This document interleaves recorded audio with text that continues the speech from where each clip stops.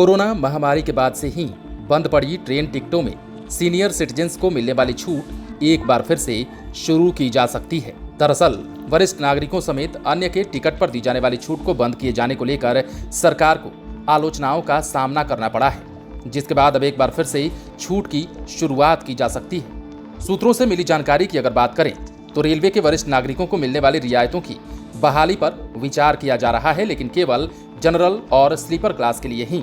वहीं किराए में छूट के लिए उम्र मानदंड को बढ़ाकर 70 साल किया जा सकता है, जबकि पहले ये महिलाओं के लिए 58 और पुरुषों के लिए 60 वर्ष थी। नए संकेत की माने तो रेलवे बोर्ड वरिष्ठ नागरिक रियायत के लिए आयु मानदंड में बदलाव करने और इसे केवल 70 वर्ष से ऊपर के लोगों के लिए बढ़ाने पर विचार कर रहा है। तो वहीं एक और प्रावधान जिस पर रेलवे विचार कर रहा है वो है रियायतों को केवल गैर एसी यात्रा तक सीमित करना। तर्क ये है कि अगर हम इसे स्लीपर और जनरल कोच तक सीमित रखते हैं तो हम 70% यात्रियों को कवर करते हैं। ये कुछ विकल्प हैं जिन पर हम विचार कर रहे हैं, हालांकि अब तक इसे अंतिम रूप नहीं दिया गया है। वहीं एक अन्य विकल्प पर रेलवे विचार कर रहा है कि सभी ट्रेनों में प्रीमियम तत्काल योजना शुरू की जाए। इससे अधिक राजस्व उत्पन्न करने में मदद मिलेगी, जो रियायतों के बोझ को दूर कर सकता है। ये योजना फिलहाल करीब 80 ट्रेनों में लागू है।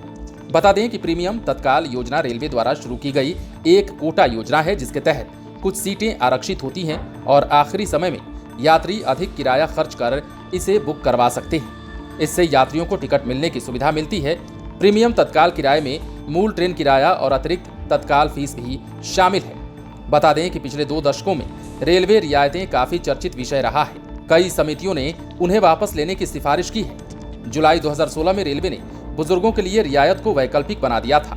विभिन्न प्रकार के यात्रियों को दी जाने वाली 50 से अधिक प्रकार की रियायतों के कारण राष्ट्रीय ट्रांसपोर्टर पर हर साल लगभग 2000 करोड़ रुपए का भारी बोझ पड़ता है। वरिष्ठ नागरिकों को दी जाने वाली रियायत इसके द्वारा दी गई कुल छूट का लगभग 80% है। उधर पिछले हफ्ते रेल मंत्री अश्विनी वैष्णव ने संसद में एक सवाल के जवाब में कहा था कि रियायतें देने की लागत रेलवे पर भारी पड़ती है।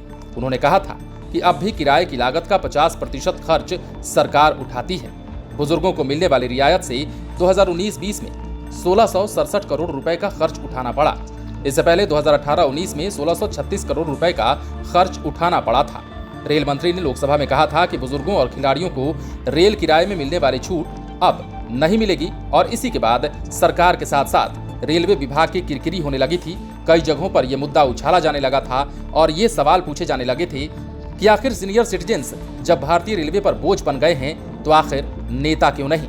नेताओं से रेलवे का ये प्रेम कई लोगों को नहीं पच रहा था और आलोचना का सामना सरकार को करना पड़ा, जिसके बाद अब रेलवे अपने फैसले पर विचार कर रहा है।